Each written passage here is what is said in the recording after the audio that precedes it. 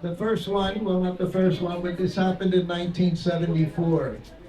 I was just talking to Prabhupada Maharaj, and I was telling him this, how as I was massaging Srila Prabhupada one evening, and during that time he started telling many different pastimes about his childhood, one after another.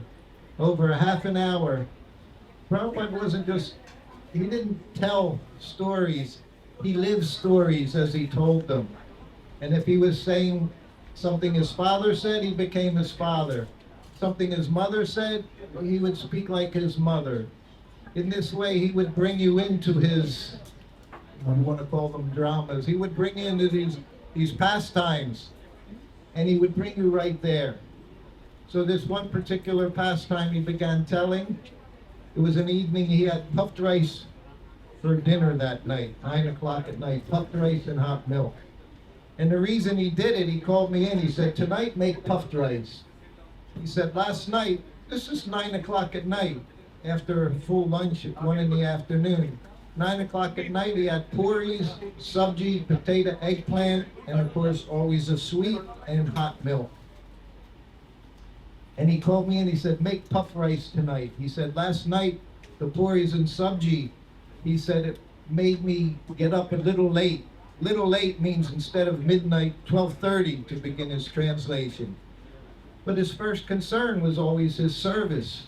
And of course, the biggest service was his translating work, among so many other things.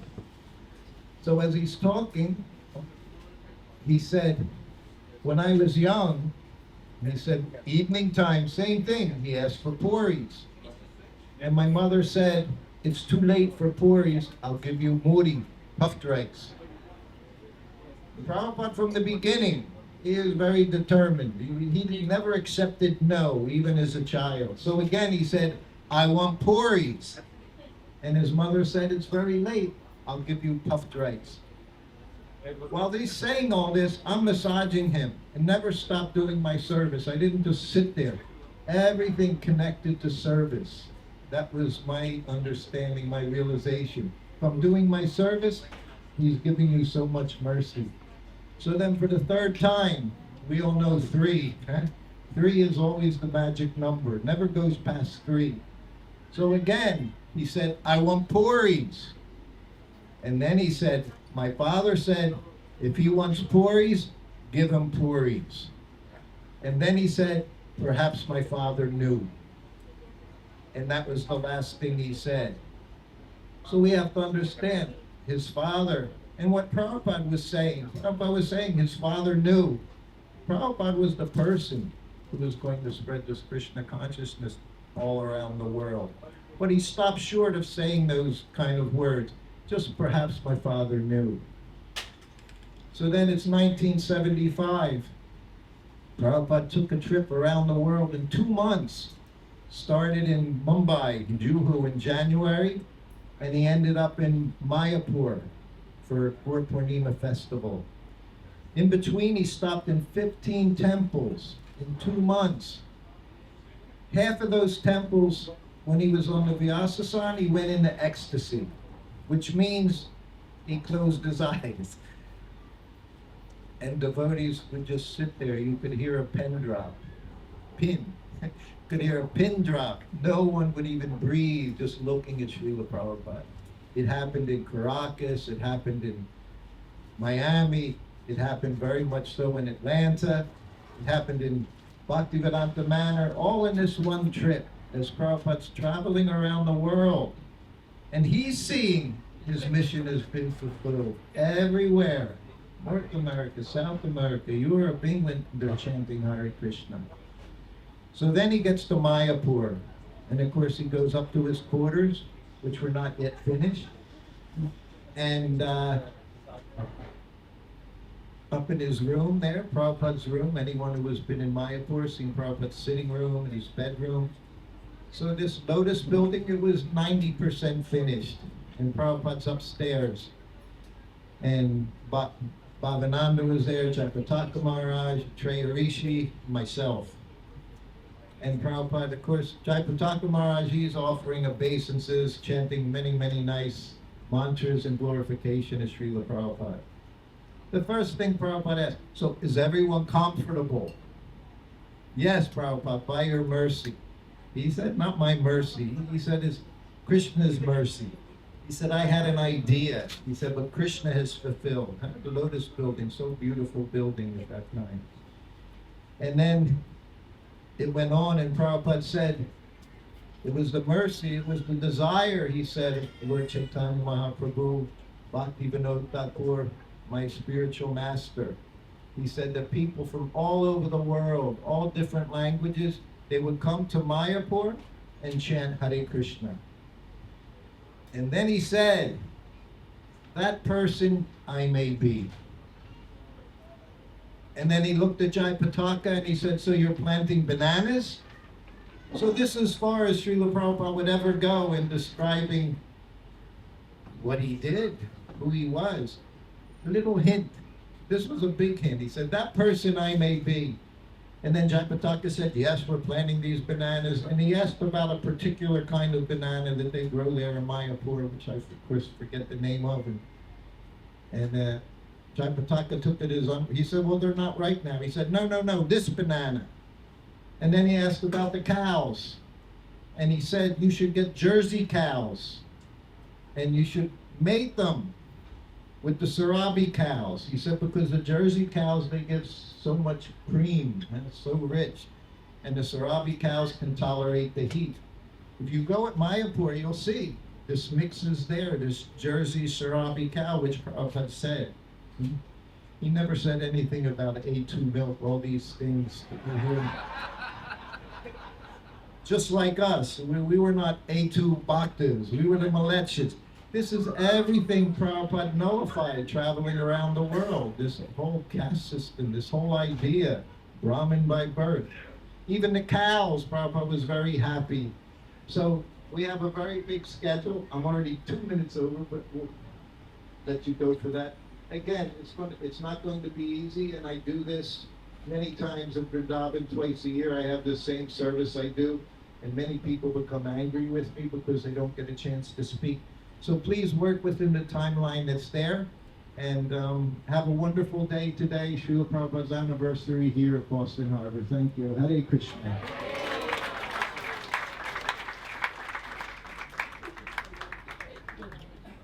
Divine grace to Prabhupada ki. So I will really stick to the time, and I will just, instead of a past memory, I will tell something that wasn't that long ago. And it happened on one of these wonderful boat ride Leela festivals here in Boston. So today there is a grand, gorgeous, large ship, but we had a much smaller edition at that time. And the devotees, in a very creative way, had made two banners, Jaladuta. And on each side of the boat, they hung the banner, so it appeared that that boat was the Jaladuta. And we're in great ecstasy, chanting and dancing and hari-boing and throwing flowers everywhere, including in the water. And suddenly we hear a loudspeaker, although initially we couldn't quite understand, but it was saying something really loudly, and then it came right at us, a very official-looking boat. Cut your engines, Jaladuta, cut your engines! And they have a very official manifesto. So the thing is, nobody can come into this harbor unless you're registered on the manifesto. And the Jaladuta wasn't, they couldn't see underneath. So they were really a little disturbed. When things were sorted out and the banners came up, the festival carried on. So I hope we have some excitement today during this festival, remembering Srila Prabhupada. Thank you very much. Very much, Father Prabhu. Now we're going to hear from Anutama Prabhu and then Maharaj. You'll be right after that. Thank you very much. Hare Krishna. Srila Prabhupada ki. So, I wasn't informed ahead of time when I was going to speak, so I'm going to say the similar thing I said last night, same thing I said 10 years ago on the other boat, which I think is on the other side of this building, which is we're here to honor His Divine Grace A.C. Bhaktivedanta Swami Srila Prabhupada, who is the founder Acharya of ISKCON, and I was thinking during the kirtan how he came to this same harbor 60 years ago by himself, full of concerns, plans, but wondering what was the result going to be. And this is the beautiful expression of that result. And certainly as we saw yesterday, although there were some technical difficulties, devotees all around the world, they're observing Prabhupada's coming. So I would just like to mention that we have to make sure as members of ISKCON for the next decade, the next century, that we remember that it's Srila Prabhupada who gets the credit. He said ultimately, of course, it goes to his guru and to Lord Krishna. But it's Srila Prabhupada that really is the glue that holds ISKCON together. And as our movement expands more and more, we know Prabhupada emphasized unity and diversity. The diversity is automatic. It's going to become more and more diverse as we grow more and more. I know because I'm the GBC in New Jersey, just in New Jersey, there's so much diversity with all the temples and all the different communities. What to speak of around the world. If we keep Prabhupada's understanding of what it means to be Krishna conscious, how to spread our movement, how ISKCON is supposed to work together cooperatively, if his opinion, his teachings, his mood, his example is the centerpiece for all of us, we will continue his mission very successfully. If we allow those voices to come in and say, no, no, no, you have your guru, I have my guru, I don't agree with your guru, I don't agree with this, I don't agree with that, then our mission can become, as so many religious communities over the years, washed up after a short period of time. So it remains to all of us, there's a few Prabhupada disciples left. I think it may be by Krishna's grace, we naturally have more of a Prabhupada-centric view. That can't stop with this generation. It needs to continue on in the next generation, and the generation after that, the generation after that. But we'll just be a footnote in history rather than a community that changed history. So I would just ask all of you here today to please pray among all the different things you're praying for and glorifying Krishna for, to pray somehow or other we can always keep Prabhupada in the center, always keep Prabhupada as our founder, Acharya. We may have different spiritual masters. We do have different spiritual masters. We have one shared founder, Acharya. He is the exemplar for all of us, and if we always remember his position, we will be unified in addition to all the diversity we naturally have, and Krishna will be very pleased with that, and he will empower us to share and spread Prabhupada's mission, Lord Chaitanya's mission, all over the world, which is a sacred duty that somehow or other we've been entrusted with doing. So, Srila Prabhupada ki. Thank you very much. Now we're very happy to introduce Prabhupada Maharaj, and he'll be speaking from his spot, and then after that, Rukmini Prabhupada.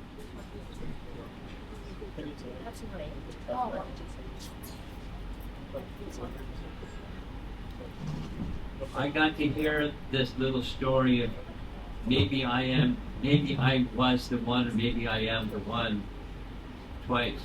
I think it's going to stay with me. Prabhupada very reluctantly acknowledging in a formal way what was obvious to everybody. And another part of what Srila Kirti said is resonated, so I decided to speak on following him. Service is everything. And there are two nice stories, maybe three. I like, let's see how time permits, where Prabhupada made such emphasis. It's a little Prabhupada story, anecdotal. Morning walk in Brooklyn, one of the places that we took Prabhupada liked morning walks. So Battery Park. And so we went for a long walk along the sidewalk, and there was maybe 20 devotees, and over on the left side there was a little pond. So Prabhupada looked around, just right across the lawn, right to the edge of the pond, and stopped. And when we stopped, the ducks came. And Prabhupada looked around and said, does anybody have any prasadam? It was feed the ducks time. So some devotees had something in their bag, shoulder bag. They started feeding the ducks. And the duck got really enthusiastic, because I guess that's what people do when they go to the duck pond, is they get something for people to feed the ducks. And then Prabhupada moved on, as he moved, everybody moved with him. Then he stopped and said, "What lesson did we learn?" And everyone was like, "Wow." And then he said, "The duck that quacks the loudest gets the bread."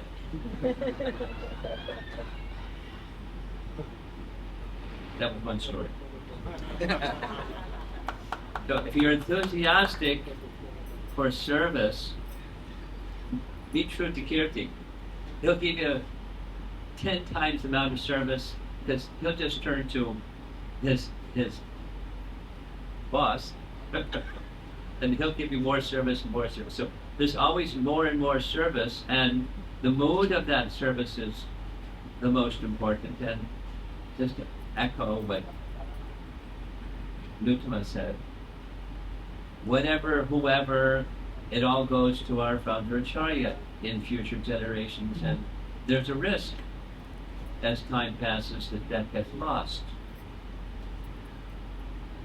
So there's some certain ways to make sure it doesn't get lost, and that's regularly hear from, as well as read the books of our founder Acharya. Another little Prabhupada story that's related to in the mode of service. Shruti Kirti.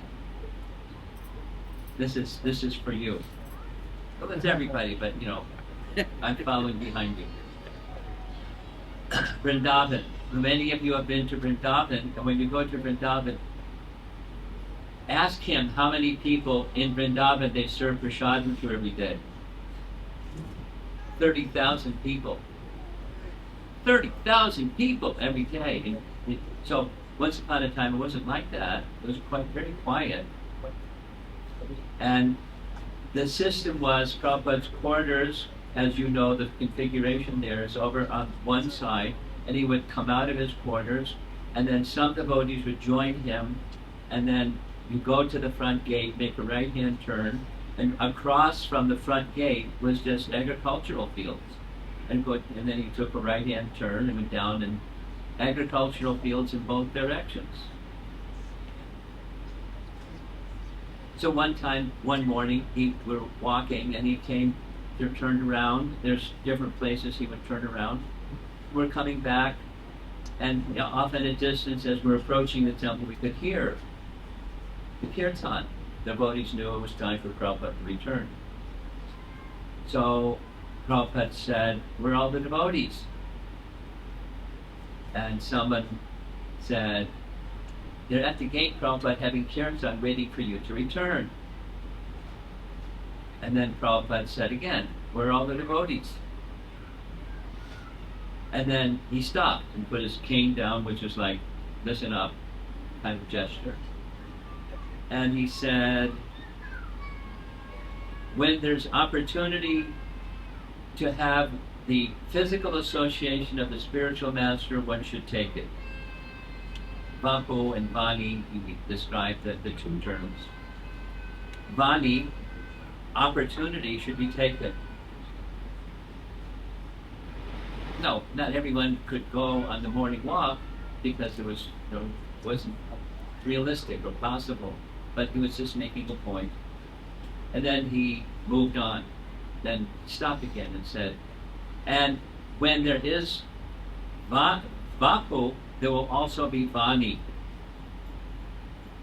And of the two, Vani is more important because not always will one have Vapu.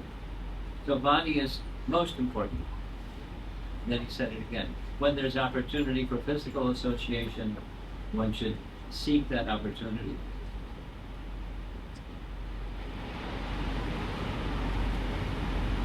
And then he moved further. This is the same morning walk, we're getting closer to the gate. And he made a point about preaching Krishna consciousness, which is certainly what our founder Acharya was doing for our benefit and the world's benefit. So he said, preaching means, and he held his hand up in the air and moved his hand like this. Preaching means you see a spark and you fan the spark. And then said it again. Preaching means you see a spark and you fan the spark. Not too much. You could put out the spark. A little bit, you fan the spark. And then the spark can become a flame. You look around, and a very expert preacher can turn the flame into a big blaze. His eyes got big, and he smiled. He was telling us what he was doing. An expert person turns a flame into a blaze.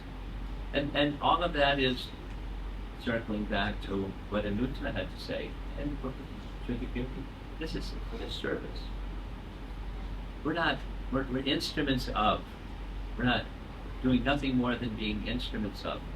And so we pray that we collectively, individually and collectively become suited instruments so that the mission of Chaitanya Mahaprabhu and our disciplic succession can go on successfully. In our case, particularly with Prabhupada at the center.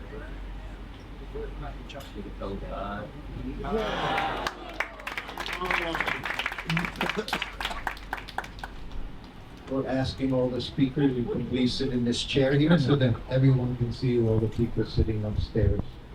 And I've been given this little bell. If you hear this bell, it means you've done like 4 minutes and you have a minute left before the hook comes out. Hare Krishna.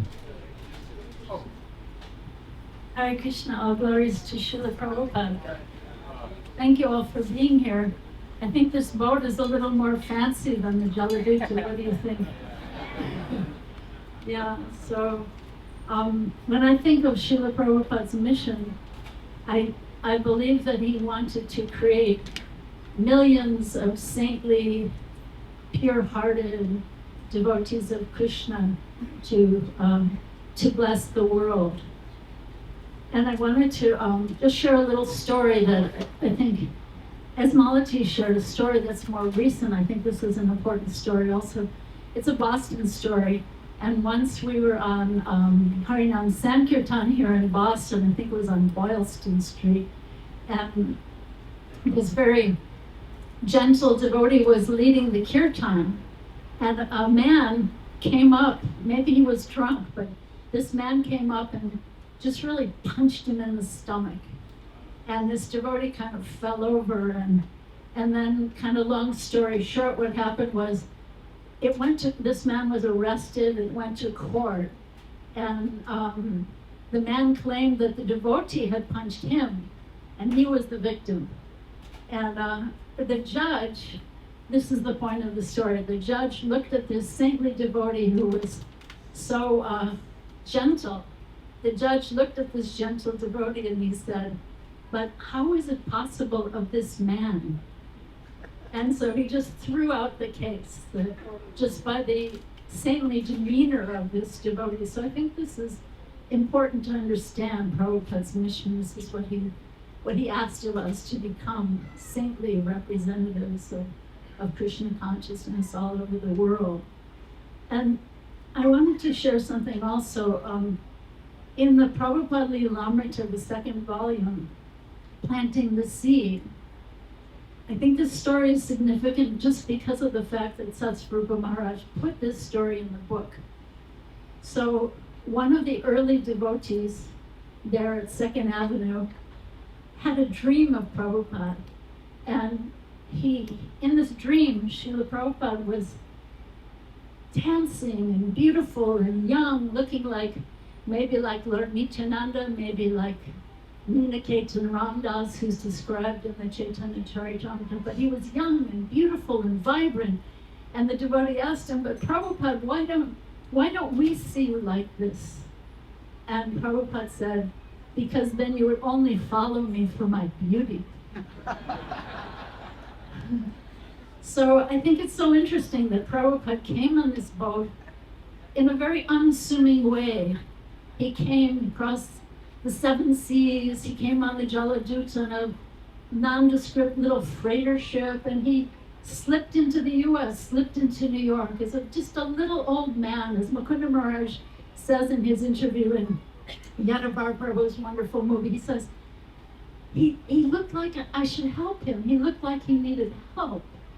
So, you know, it's so interesting that Prabhupada came almost in that guise of an unassuming little old man who needed help.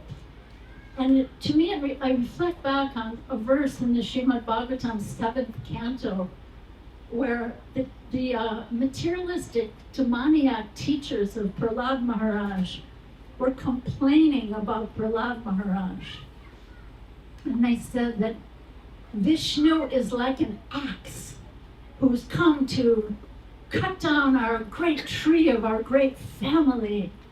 And Prahlad Maharaj is like the blade of that axe, you know? So Srila Prabhupada also once spoke of this, that his mission was actually to cut down the demoniac society and replace it with a saintly, Krishna-conscious society of saintly, kind-hearted devotees who would transform the world. So once he described that he is like that blade, and that his Western disciples were like a branch from the tree of that demoniac society. And together with that branch of the tree, you know, he would be able to cut down. And I'm not saying Western society, because there were things Prabhupada appreciated about Western society. He appreciated the good work ethic, you know, that was not caste conscious, you know, but just the demoniac strains in society that we see both in the East and in the West. So how beautiful is that this is Prabhupada's mission, to cut down the demoniac society. Yeah, and remember that interview with Srila Prabhupada where the kind of arrogant reporter in London asked him, why have you come here? Like, we know everything here in London. Why have you come? And Prabhupada said, I have come to teach what you have forgotten. And I was thinking that's so beautiful, right? But I was thinking it's more than that. He came to teach what we've forgotten, yes, but also what we long for. Krishna Bhakti Rasa. That's what he came to give us. What our hearts really have always longed for. And so we think of Prabhupada as the precious cargo, the passenger on the Jaladuta boat. But really, you know, again from Srimad Bhagavatam, we understand that he's the captain of the ship. He's not just a precious cargo in the ship. He's the captain of the ship who can, can deliver us across the ocean of ignorance, and which diminishes all the good qualities of the Kali Yuga, which diminishes all the good qualities of a human being. And hearing these stories of, one last Vrindavan story, it's very short. Okay? So this is a sweet, I just thought I should share this. So once we were in Vrindavan and we made some gopi dolls that were supposed to go on the altar with Krishna, Balaram, and the gopis. And we put them in Prabhupada's room when he was out on his walk. And when he came back, he became like, he had been in an angry mood because he'd been very ill. But when he came back, he changed into like a little boy. And this is so beautiful, I wanted to share with all of you. He gestured toward the gopis, and Shrutikirti, you were there. We were all in his room, this ragtag band of excuses for disciples, really. And Prabhupada gestured to the gopis like this, and he said, you are like them. You are all like them. And I was like, whoa, talk about Prabhupada's amazing, Uttamadhikari vision, seeing us to be one day maybe like the gopis. So thank you also.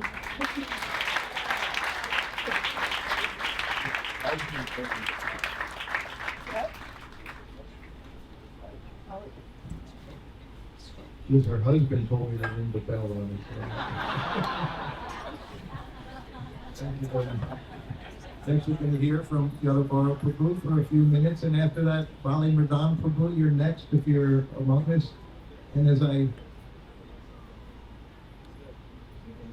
Yes, please come to be ready so you can speak right away. So Srila Prabhu. The chair is getting moved.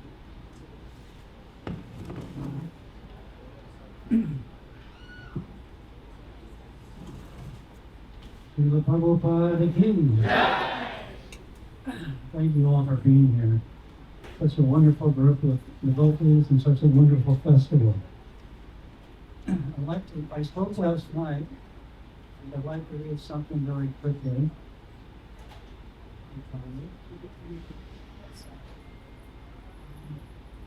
I can't find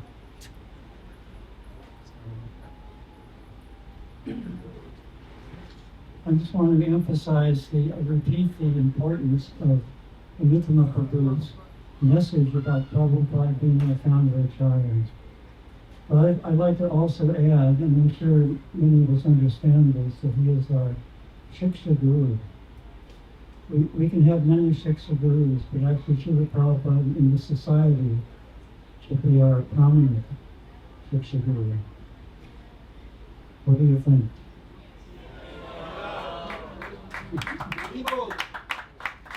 Yeah. So many pastimes.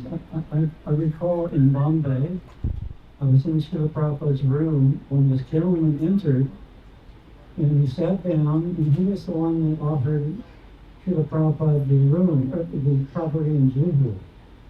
That was Mr. Nair. And he was shaking, he was very nervous, he was sweating. I was suspicious. I'm sure Prabhupada knew the future. And we know the history, the long history of the Juhu property. The next day, Prabhupada, we all got in a taxi, actually, Srila Prabhupada and myself, Tamal Krishna Goswami, I believe, and Shyamasundar Prabhu. We went to the land. Now, Prabhupada knew that property because he had visited Srimati Maharaji, who gave him the ticket on the Jaladvipa. That was her house right on the beach. And very close to that was the Juhu property. So he knew that property. He immediately wanted it. So the next day after that, he started arranging for us to leave this gorgeous apartment at Akash Ganga overlooking the Arabian Sea and move to Juhu, which is a tremendous austerity. I'm sure you've heard of this austerity. So Vishaka Devi and I spent 2.5 years there serving Prabhupada. And we saw his unswerving determination, enthusiasm, and patience. Patience is probably the most difficult. We can be fired up, we can be enthusiastic, but we're in this for the long term. And we have to understand, be very patient with ourselves, patient with others. So thank you very much for participating today. Srila Prabhupada, the King.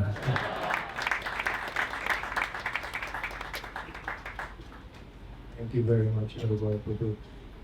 Next, we're going to hear from Bali Mridam Prabhu, someone I've known for many, many years, way back in 1971. Please come, Bali Mridam Prabhu.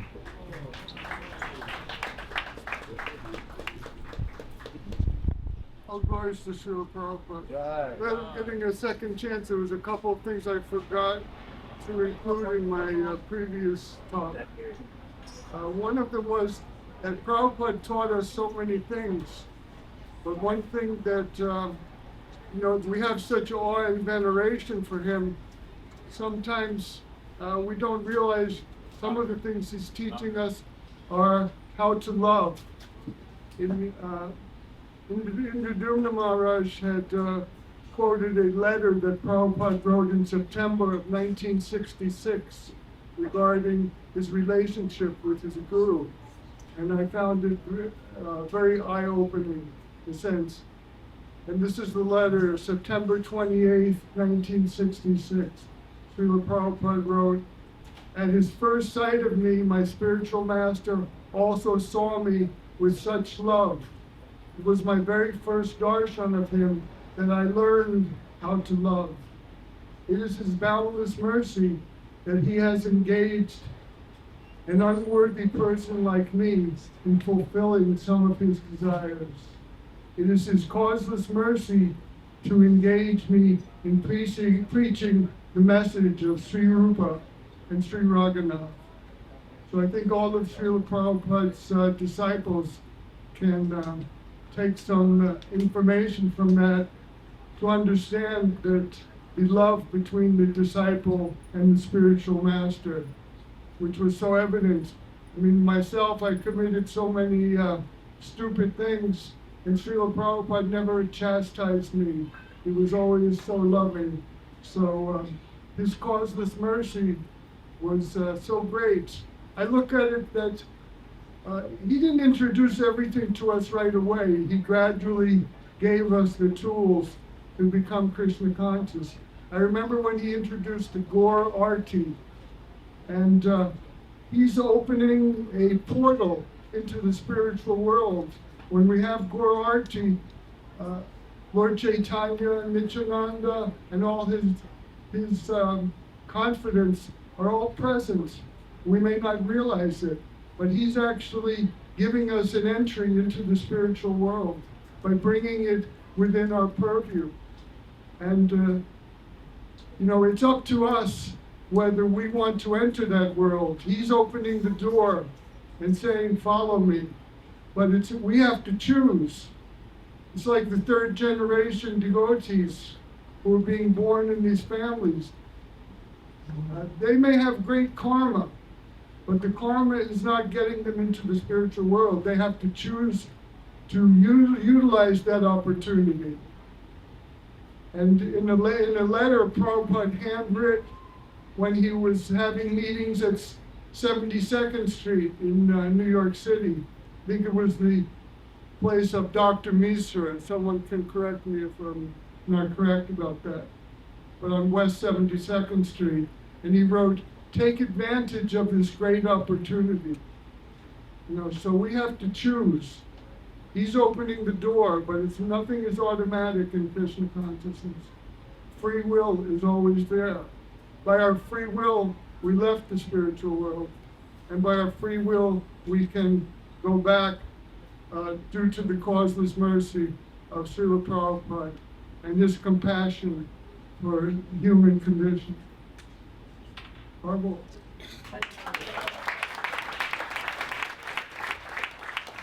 Thank you very much. Next, we're going to hear from our godbrother, Srila Prabhu.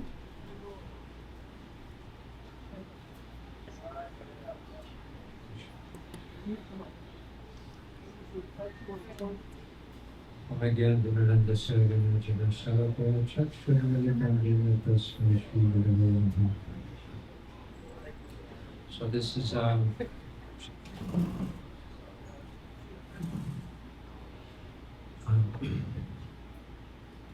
unique opportunity, and this I doubt that hardly any of us will be here in 10 years from now, as far as our group here. We wish there would be. This probably be our last opportunity to glorify Srila Prabhupada and the fact of his mission to come to the West and arriving here in Boston 60 years ago. But actually, I didn't know I was going to be speaking. He just told me 31 minutes ago. So. What came to my mind was Srila Prabhupada in Mayapur, the first big Gaur Purnima festival in 1974. They had a Gaur Purnima festival with the local Indian devotees in 72, 73, but the first big Mayapur festival was in 74. And some of the devotees, they were with Prabhupada in India at that time, and but very few. Most of us had never been to India, had no idea what India was like or what to expect. But Prabhupada ordered at least all the temple presidents should come for the Gaur Purnima festival and see Mayapur, and it was meant to be an illumination to understand more of Srila Prabhupada's mission, Lord Chaitanya's mission, coming from Mayapur, spreading from Mayapur. So, but we all set out on this big airplane. It was one of those, Prabhupada called them jumbo jet jumbo jet. It was full of devotees, completely full of devotees. In fact, it was so full of devotees, and actually devotees, so many hours alone on the airplane, they wanted to have a kirtan. So many devotees stood up in the aisles and started having kirtan and dancing. So actually the whole plane started. And the captain screamed on the loudspeaker, "Stop, stop." The plane's going to go down. But we got to India. It was quite a shock, as I imagine it was for the first devotees who went with Prabhupada, Srila Prabhupada. Many of you are from Indian descent, but for us it was quite a novelty, quite a new thing. We had no idea. But we went there on Prabhupada's order. We went there because it was a new part of Prabhupada's mission. We thought that Prabhupada's mission was our little temple in San Francisco and New York and Boston and wherever in the West, in America.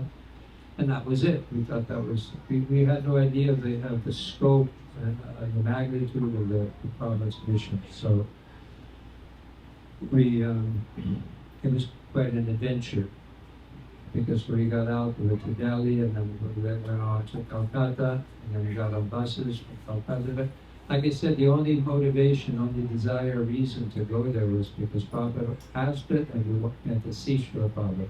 And also for the years after that, we go to the Mayapur festival, that we just went to see Srila Prabhupada. We're not so interested in going to India or seeing it, but that was an opportunity to spend a whole month with Srila Prabhupada. For most of us, it was a rare opportunity. And I just had, when he asked me to say something, I had a vision. I remembered, because the trip coming out on the bus was, bus broke down. The bus broke down on the way out. And it was quite amazing, because Uttara Shloka, the president of the Chicago Temple, he was a good kirtan leader. We all got out of the bus, and everyone started having kirtan. And it was, we were used to being in the West, where people are not so friendly. It's very foreign to them. But we got out and had kirtan, and all these people came out of the village. We didn't even see the village, but all these people started appearing from the village, Ita Madanga, started having kirtan all together with the devotees. So this was a wonderful introduction to Mayapur Dham. But I still remember the arrival, because we arrived in the evening, and the only building at that time that was only half built was the building, what do they call it, the Lotus Building? Yes, the Lotus Building. It wasn't that there's no connection or other piece, it was just the Lotus Building. The rest was rice fields, it was empty. And so we went running in. We finally got out, and we went running in, and Prabhupada's Vyasa-san was on the back, so we had to go running in and go, I'm not sure if Prabhupada was there. So that was the fulfillment of our desire, because our desire, Krishna consciousness for us was Srila Prabhupada. There was no connection with India, with the culture, Vedic culture, nothing, just Srila Prabhupada. So we just ran in to grab the lotus feet of Srila Prabhupada and take shelter in this new part of Krishna consciousness. Srila Prabhupada ki jai. Thank you very much, Prabhu. Next, we're going to hear from His Holiness, Bhadana Maharaj.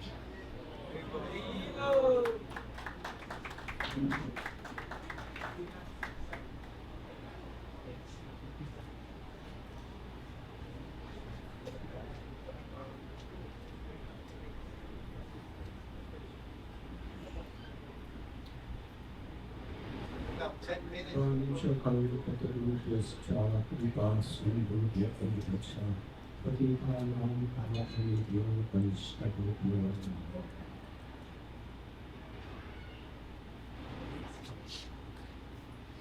This boat we sit on is meant to represent the country Jagaduta. What a glorious celebration, overfilled with devotees, enjoying kirtan, Harikatha. Soon there'll be a feast of Prasad. From the time I became a devotee within ISKCON, when difficulties came upon us, there was a meditation. To meditate on being with Srila Prabhupada on the Jala as he was approaching the Boston Islamic mission. Today, I would like to read two passages from Srila Prabhupada's diary. These are his intimate prayers to Lord Krishna. Perhaps he never intended this to be published. His preaching was in the English language, but he wrote these prayers in his own native tongue of Bengali. It was simply Srila Prabhupada's loving prayers to Krishna. There wasn't a temple or a boat full of devotees. It was just him. Srila Prabhupada writes, and this is 7 days before he arrived at this Mayapur. Today the ship is plying very smoothly. I feel today better. But I am feeling separation from Sri Vrindavan and my lords Sri Govinda Gopinath and Radha Damodar. The only solace is Sri Chaitanya Charitamrita, in which I am tasting the nectarine of Lord Chaitanya's love.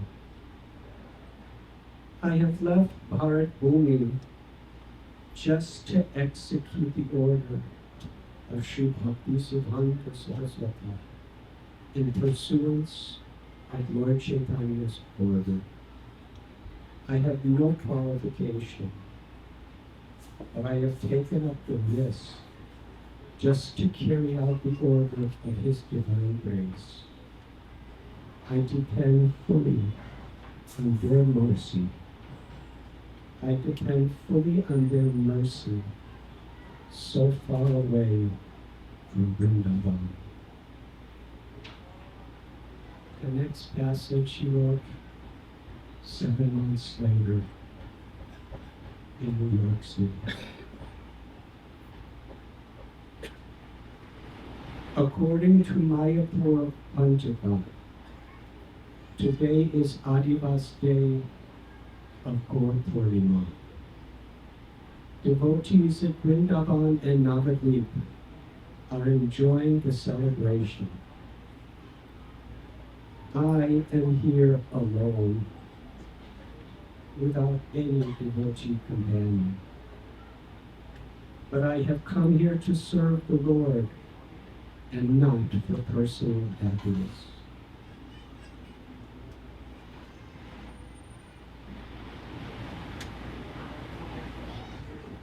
I am prepared to live in hell.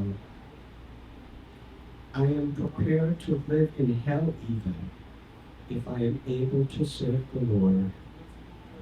Sri Chaitanya Mahaprabhu wanted that his mission should be propagated all over the world, and that is my objective.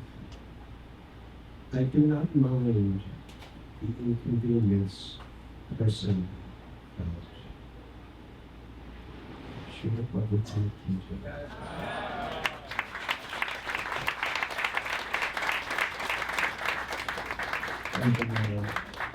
Next, we're going to hear from Srila Prabhu and then his wife, Kamalini Devi.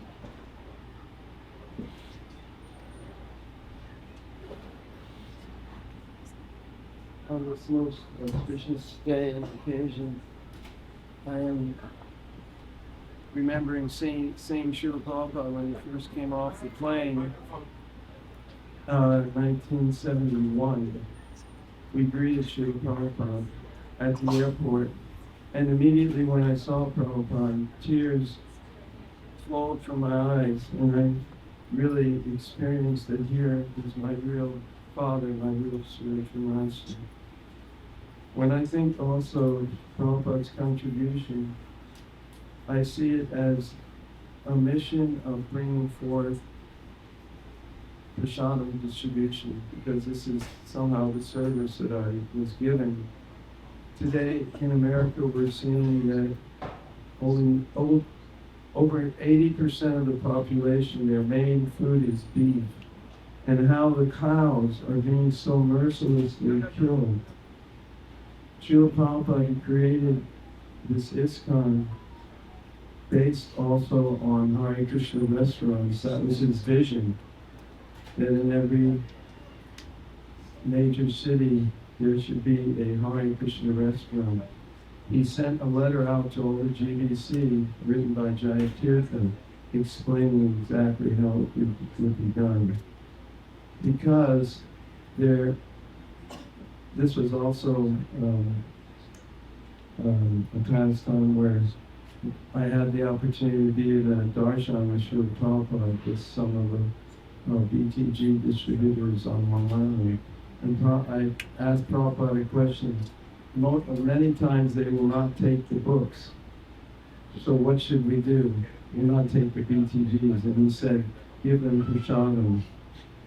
So if ISKCON can create these wonderful restaurants and give people a positive alternative to wonderful Krishna prasadam, their life can be transformed, because by their eating of the cow, they are creating so much sinful activity, so many wars, so much pain, because the people that are doing this is a result of so many wars that are going on in the world today.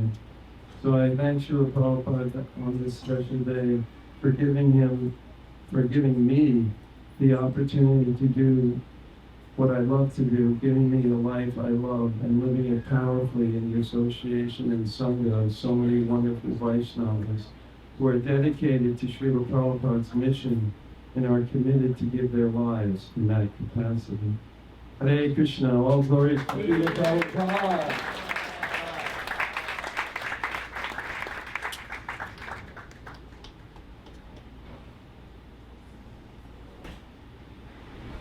I'm going to sing a little song written by Mangalananda, also known as Michael Cassidy, a song about Srila Prabhupada called A Lover of the Soul.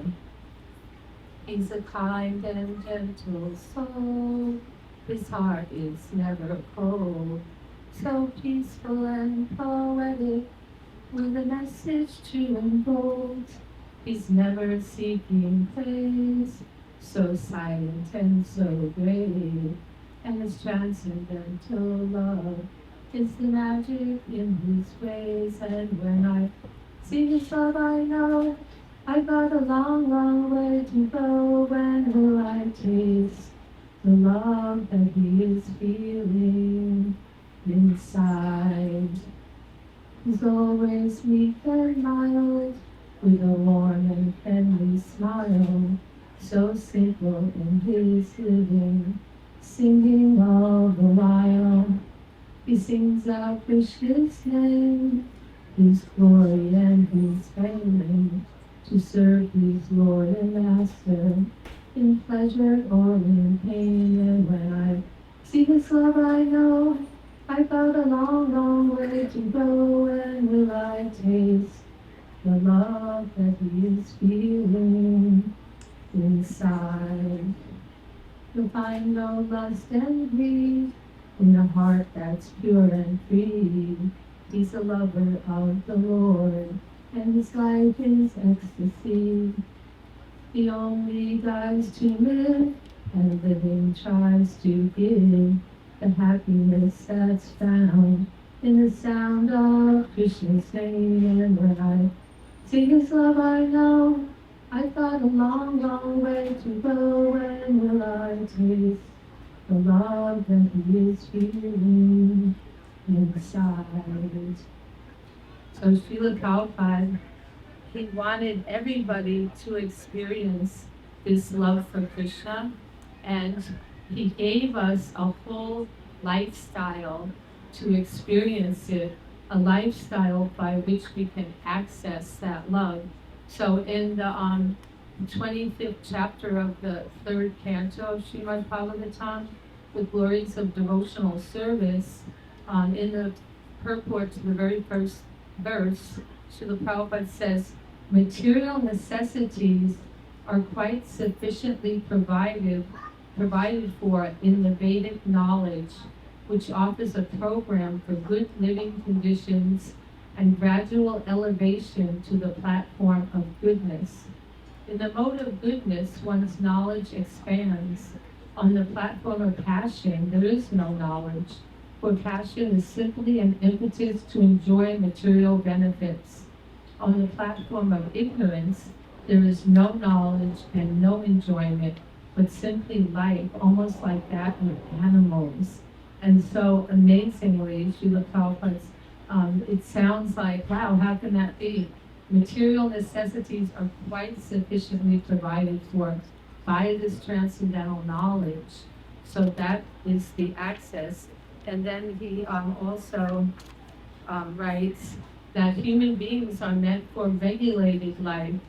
By nature, there is regulation in animal life also, but that is not like the regulative life as described in the scriptures or by the authorities.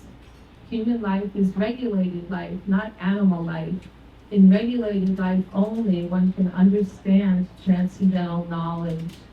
And so we just see Prabhupada's great compassion. I think that we may take for granted the lifestyle that we've learned from Srila Prabhupada, and this lifestyle which now, after some practice, it becomes a natural way of life for us, but it is it's due to his great compassion that he made it available to us.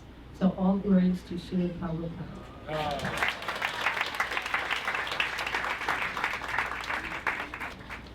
Hare Krishna, you may feel a little flying in a few minutes.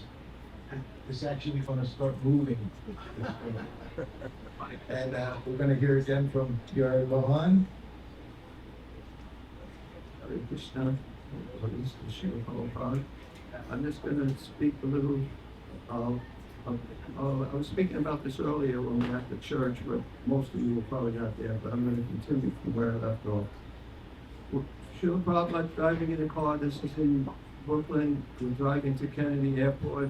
I'm 2 cars behind Prabhupada, and then when we get to the airport, Prabhupada's car pulls right up to the terminal. I pull into the parking lot in Kennedy Airport, and I've had experience that I'm from Brooklyn, that you can't find a spot. Takes you like a half an hour to find a spot. And I remember praying, Krishna, Krishna, please let us find a spot. And as soon as we got in, there was one spot right there. And we got in, and we ran in to the terminal. There was me and a couple of other devotees, 2 or 3 other devotees. The brahmacharis doing book distribution. And then when we got into, Prabhupada went into a room. They had a room for him.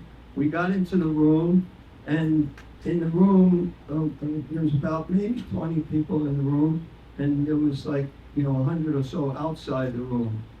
And in the doorway was Gopal Krishna.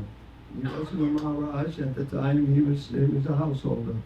And Srila Prabhupada saw him in the doorway, and he called him into the room.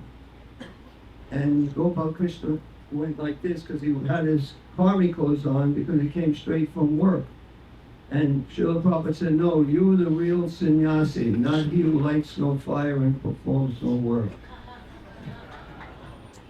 And then he's talking to Gopal Krishna about his wife. And in India, you have to get your wife bangles. Prabhupada's telling him, so in India, if you can't afford gold or silver, then you get glass bangles, but you have to give your wife bangles. Then he mentioned to Gopal Krishna, well, it's to everyone, but wherever grains are nicely kept, there is a good leader and there are no quarrels in the household, automatically Lakshmi Devi will come into your home. You don't even have to invite her. And then he said, so you recently got a raise? And Gopal Krishna said, yes, Srila Prabhupada. And he said, you should give that money to Bali Madan. She was the temple president at the time. And he said, yes, Srila Prabhupada. And then there were some other discussions about something to do with marriage and so on. Brahmananda, who was a sannyasi, he was there. And he says, today, the women, they wanna go to work and have the men stay home and do all the housework and take care of the kids or something like that.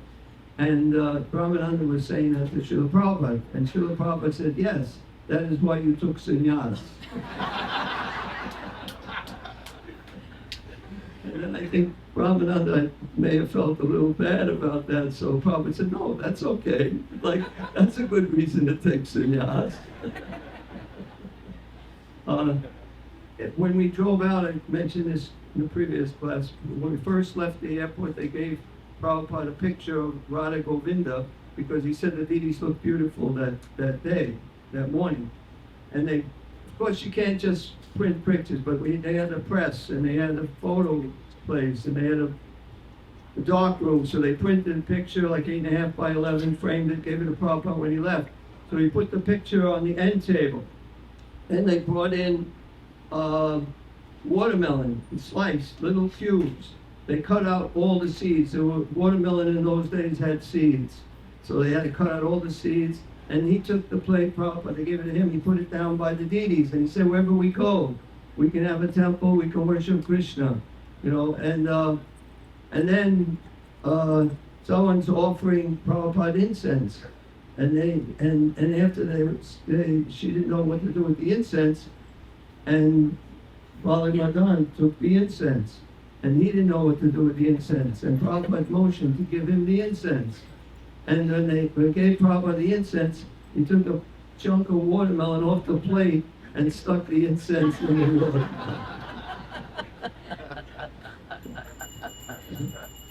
Okay, well, that's about it. Next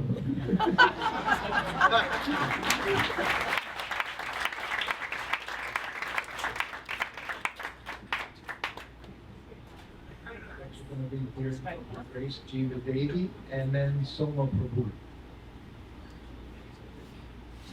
Well, Srila Prabhupada isn't an ordinary man, we all know that. He's a Vaikuntha man, he's a Goloka man, he came with mission. He wasn't of this world, yet he was in it. And you could feel that in his presence. Every move he made. When I first saw him in San Francisco, I didn't want to take my eyes off of him. It was like the perfection of my eyes. Hearing him was the perfection of our ears. Every move he made was like, I could detect there was no false ego. He was acting out of love for Krishna. This actually crossed my mind when I saw him playing the kartals. Close.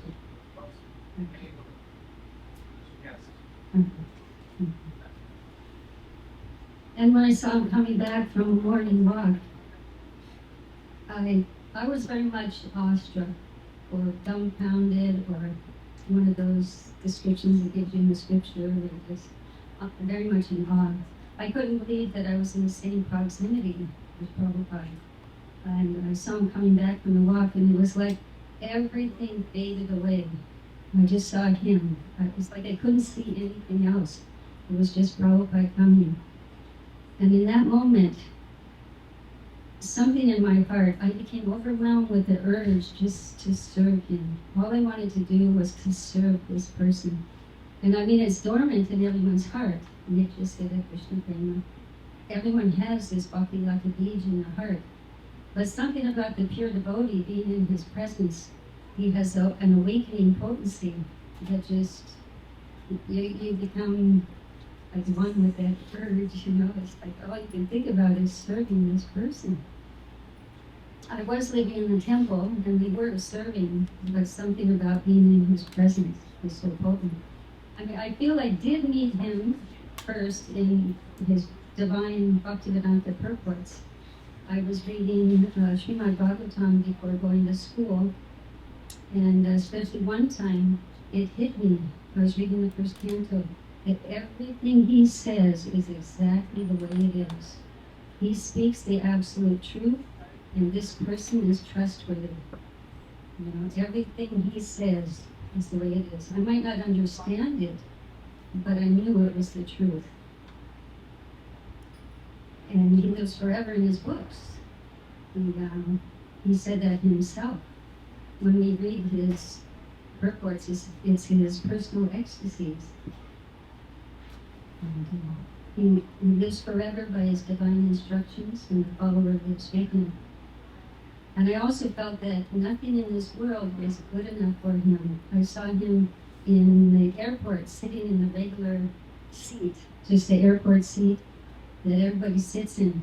And I was feeling, you know, he's so kind, he's accepting what paltry things we, offer him. But he's worthy, a saint of his caliber is worthy of so much more. And then I saw him, that was a few days in San Francisco for the Rath Yatra. That was the first time I saw him in person.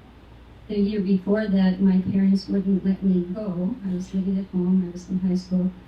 I really wanted to go, and my desire was so strong that I actually went in my dream when I saw Prabhupada in my dream at the Rath Yatra.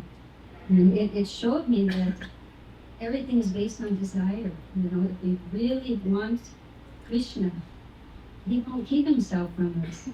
But it's us that are not ready, to accept mercy. And that's why Prabhupada came here, to give us all this mercy. Like the church we went to, it was mercy. It's all about mercy. And Prabhupada is the embodiment of mercy, of Krishna's mercy. And I saw him in India, but most of my encounters with Prabhupada was in separation. Even the first time we ran to see him in the airport, and we did see him, we thought everybody would be there, but there was just a few sannyasis, couple sannyasis, and a woman with her baby carriage, and me and another devotee. And we paid obeisances, and right after that, Prabhupada got up, and it was like we just had to meditate on how our process is one of separation. The same in India. Prabhupada was very ill in 1977. I was in Mayapur, and he wasn't giving class because he was ill, but I saw him come out to the temple, get in his car, and drive away. So that's it. Try to avoid the program.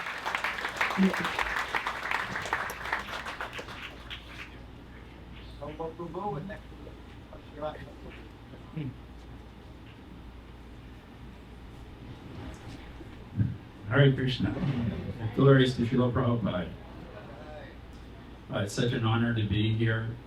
And I really just love hearing all these stories of Srila Prabhupada. And I want to continue hearing them after I speak. So I spoke some yesterday. But I was just thinking how Srila Prabhupada walked all over Boston. He walked down this Commonwealth Pier, he took a right, he went into the city of Boston and blessed Boston. And when he stayed at the temple in North Beacon Street, he went for his morning walk, but he just walked out the temple door onto the sidewalk and he took a left and he just started walking down the street. We didn't take him to a fancy park or anything. He just walked down North Beacon Street for like 20 minutes, turned around and walked back. So I was just thinking about that, how Boston is so special that way. Also, I wasn't here for this, but I was told by devotees that were, is when the Boston, they just had the little Radha Krishna deities. And Srila Prabhupada one day was just standing in front of the deities with his hands folded, and he started to cry. And so he was crying for a short time, and he turned to the devotees and he said, I'm simply praying to Krishna that I don't fall into Maya. So it's such humility, and of course that's why he would never fall into Maya.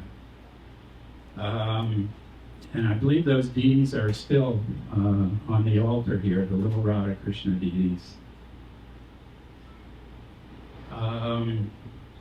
Wow. So, yeah, in 1971, I talked about it a little bit yesterday when Srila Prabhupada came here, he installed Radha Gopi Vallabha. It was so wonderful. He stayed overnight at the temple, and he stayed there 2 nights. And while the ceremony was starting, Satsvarup Maharaj was doing the Abhishek of the deities, Radha Gopi Vallabha. He asked for 4 people to read scriptures in the 4 corners. So some devotees started reading from Krishna book, Bhagavad Gita, Srimad Bhagavatam, and maybe Nectar Devotion.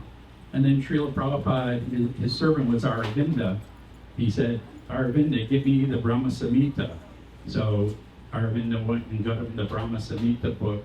And Srila Prabhupada put on his glasses. He was just sitting on the floor on a pillow. And out loud, he started to sing all the Brahma Samhita prayers. And he did it in a very slow, really devotional, very deep, prayerful mood. And he didn't hurry it at all.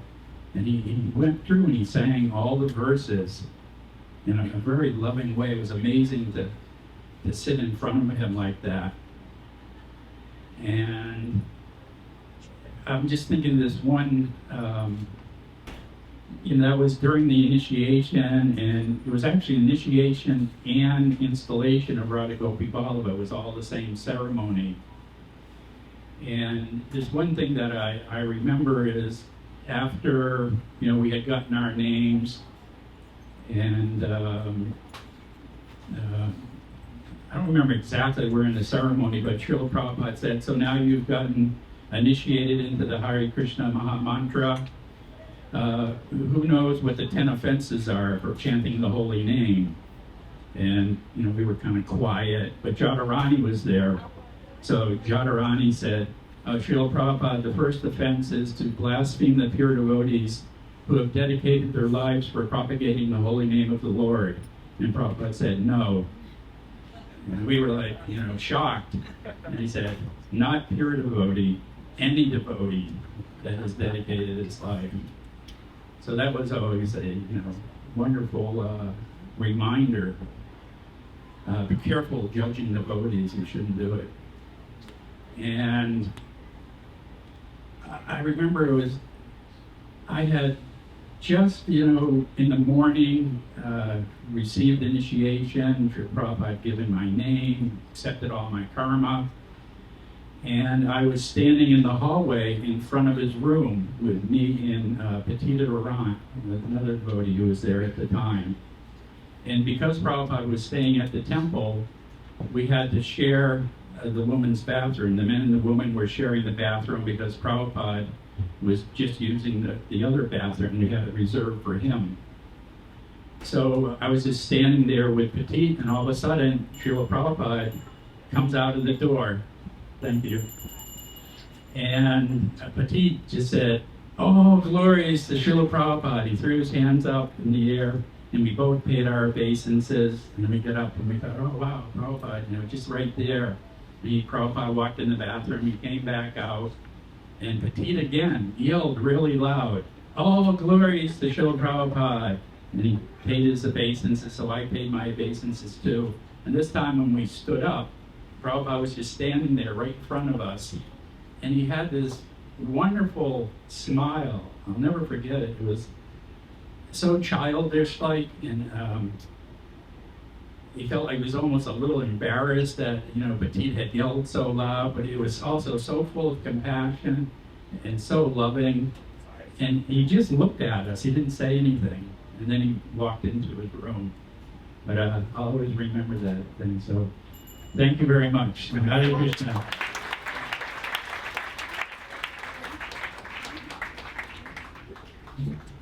devotees here in Boston are much easier to deal with than in Vrindavan, I can tell you that. Pancharatna Prabhu, Hare Krishna, welcome. Hare Krishna, Jai Srila Prabhupada. Here we are, and you look out the windows here and you see such grand buildings, such opulence. I don't know if any of you know Boston. You know Boston of 1960s. This was not an opulent place. This was seedy. Imagine the sailors coming off the boats. What are they looking for? They've been out to sea for months, and what do they want? And so the people who want to supply them, they're right there, right around here. So we can imagine and understand how Srila Prabhupada saw all of this and the background to which he wrote. Though I think we'll be singing his song or later today. Is that on the stick? I hope it is. Markine Bhagavad Dharma. After he came back from all of that, he writes,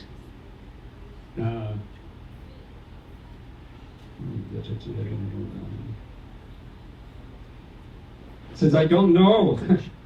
I don't know why you have brought me here. You're so kind upon this useless soul, but I do not know why you have brought me here. Now you can do whatever you like with me. But I guess you have some business. You have some business here. Otherwise, why would you bring me to this terrible place? He uses the word in Bengali, Ugrastan. Ugrastan. Rajas tomogune erasvayachan. Vasudev kataruchi nahe se prasan. They're all covered by the material modes of ignorance and passion. Absorbed in material life, they think themselves very happy and satisfied. Therefore, they have no taste for the transcendental message of Vasudeva. I do not know how they will be able to understand. At the end of his poem, he concludes, Bhakti nai, Veda nai, Name Kudra, Bhaktivedanta Nam, Edu Sata Koro. I have no devotion, nor do I have any knowledge. But I have strong faith in the holy name of Krishna. I've been designated as Bhaktivedanta, and now if you like, you can fulfill the real purport of Bhaktivedanta. I remember one story I heard, different versions of when Prabhupada was receiving sannyas at the Kesha Govindra. Krishnadas Babaji was there, and as those of you who have met Krishnadas Babaji know that he was just always chanting, joyfully chanting, happily chanting. And he was leading some kirtan, and now it was the time for the jagya. They're going to do Om Saha and all these jagyas. So the pujari who was doing the ceremonies turned to Krishnadas Babaji and motioned for him to kind of quiet down. Now is the time to hear the mantras. And Krishnadas Babaji reflects how Prabhupada turned to him and he did another motion. He wanted the holy names. And Krishnadas reflects at that time, when he saw this, he thought, he will do it. He will do it because of his faith in the holy names. So that's what he's given us. Just one closing remark. We are now entering the 16th anniversary of this arrival, but next year is the 60th anniversary of ISKCON, and the year after is the 50th anniversary of Srila Prabhupada's departure from our physical vision. We should reflect, how are we keeping him fully present, though he is physically, he's not limited. He can be here, pure, spiritually with us to the extent that we bring him to us. Of course, he's also not restricted by us. He's already working. His books are out there. He's doing his work. We can join him. Hare Krishna.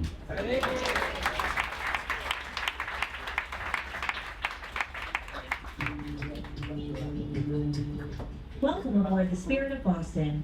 On behalf of your captain, crew, and entire staff, we wish you a very special bon voyage and smooth sail aboard the Spirit of Boston. In a moment, we will be getting underway. The mail and read the letters, and Prabhupada would dictate answers.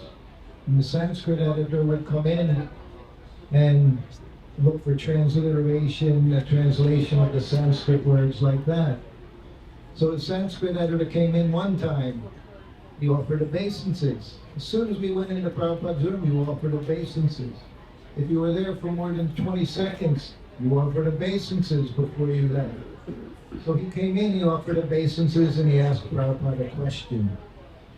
Prabhupada responded. Then he left, and he came back in 10, 15 minutes, and he had another question. So he came in and he offered obeisances, but it was rather quick. And he asked Prabhupada a question. Prabhupada gave him the answer. So then he left, and he comes back in another 15, 20 minutes. And he came in and he just popped his head down on the ground and sat up. And Prabhupada looked at him. He said, you offer obeisances before your spiritual master. He said, not this hatchet. And Prabhupada went like this. We all know what a hatchet is. And Prabhupada was a very descriptive word. You're destroying your very spiritual life.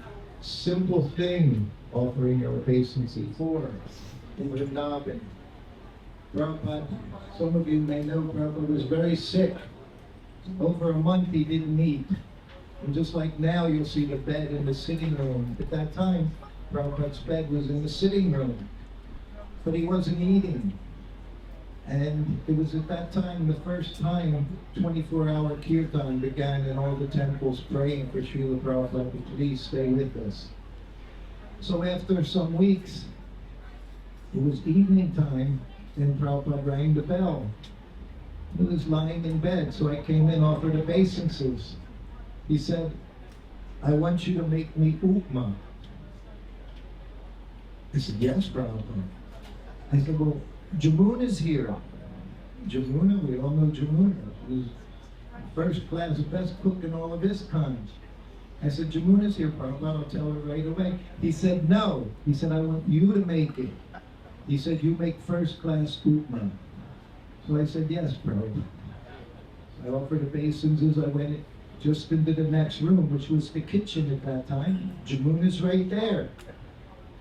So I went in, I said, Prabhupada wants upma. And she said, I'll get started, I'll get right on it. I said, Jamuna, he said he wants me to make it. She looked at me, she said, what do you need? Just like that. She didn't think, he's asking you? Immediately, whatever Prabhupada wanted, she said, what can I do? She said, what is it you need? We didn't have anything in those days. We had suji, we had the farina, and she said, I have dried peas, dehydrated peas in the trunk. So we pulled out the dehydrated peas and hydrated them, and we made the upma together. And then I just, on a plate with a little katori, I go into Prabhupada's room and I put it down on his bed. I offer obeisances, and Prabhupada's sitting up. Of course, then I left the room. So after about 10 minutes, I hear the bell ring. So we're so excited, Prabhupada's going to eat after a month. But I go in the room and I offer obeisances and I sit up and I see the bowl of upma there. Looks like, you know, if you have a little child, lives just like it was all pushed around. Maybe he ate a spoonful. And I sat up and looked at Prabhupada, and he could see immediately my reaction. And he looked at me. He said, I want you to know this upma was first class. He said, and I thought if you would make it, maybe I would get some appetite. He said, but I have no appetite. He said, but it's first class. This was Srila Prabhupada. We're all praying all around the world that he stays with us. And he's thinking, well, my servant, he's unhappy I didn't eat the upma. And all he did was glorify the upma. He always cared about us all the time. And this is the reason why you see all of these Prabhupada disciples, 50 years, 60 years. We have nowhere else to go but to shelter of Srila Prabhupada. So, everyone here, we want to thank you all for being here today. This has been a very wonderful program this afternoon, this morning and this afternoon. So again, if the Prabhupada disciples come forward.